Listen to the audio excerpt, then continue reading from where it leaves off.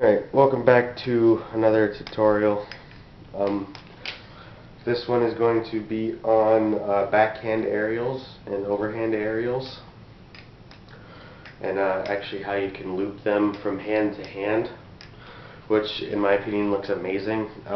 One of the reasons, probably my favorite flipper is Son of the Bong, is because his style with aerials is my all-time favorite. How he can just move the knife from hand to hand with aerials and just time it so perfectly and make it look so clean. I really admire how he does that. I'm nowhere near as good as that, but I do know how to do it. So yeah, let's get into the tutorial. Again, since this is an aerial move, I need to say that it's all on you. This is hand-eye coordination. Know your knife, know how to throw it, which I'm going to show you, and know if your throw is good enough to catch it, or if it's bad enough that you should let it drop. Practice this over a bed, carpet. Yeah, let's get into it. So the first one I'm going to show you right now is just that one. Ugh. It's kind of early on. I haven't been flipping much today. Probably should have warmed up. But the overhand aerial like that, then you hand in reverse grip. You can go into like Murnaxes and stuff from this, which looks pretty sweet. I know Ryan Harbour does that a lot, or honor her.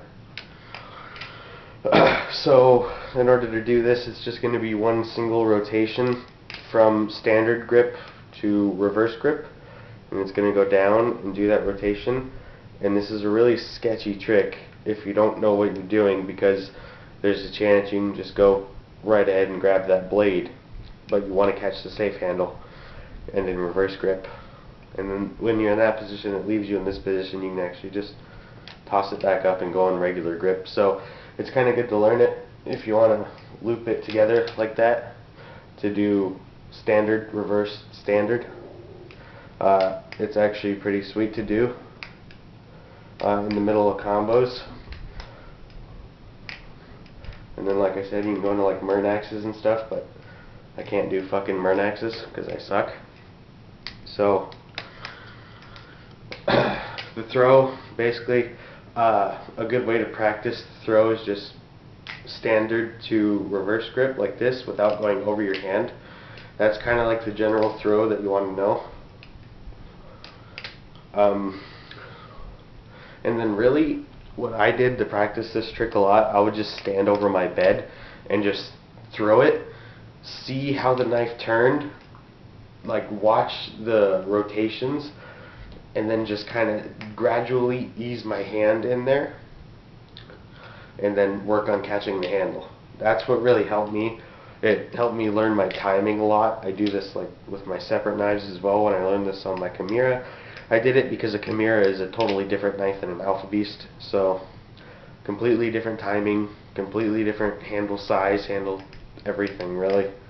It handles completely different. So every knife is going to kind of be different with aerials. You just got to know it. So yeah, basically just practice it over a bed.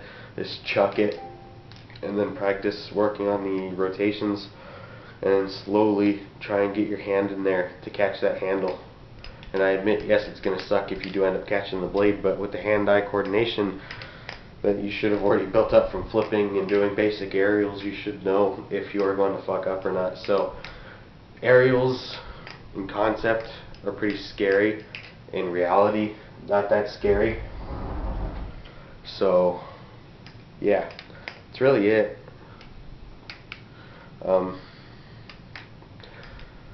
Alright, so I'll go ahead and move into the second part, which is actually easier than the overhand aerial in my opinion. I learned underhand aerials before I learned overhand. So underhand aerials, if you get into this position, you just chuck it up. It's going to go that rotation, and there's really good chance you're not going to catch the blade, because with the way the momentum is working, the blade is going to go down way before the handle is going to go down. So really, you're just going to catch the handle. It's not as scary as it may look and seem. So yeah, that part is really easy. You just give it like a good flick upwards. I always kind of try and incorporate that into some of my combos because I think it looks really nice. You just do some twirls and underhand, like underhand stuff, which I'm not very good at. So there's the underhand part. So it's really nice when you just loop those two together, the overhand and the underhand. So I recommend you work on those because those are really nice. So yeah, next tutorial I have will probably be on more helix aerial type stuff. How to go into like chaplains from helix aerials and ZOG ladders from helix aerials. Yep, so stay tuned for those tutorials. It's just going to be all in one video actually, just a bunch of helix aerial variations. So yeah, peace.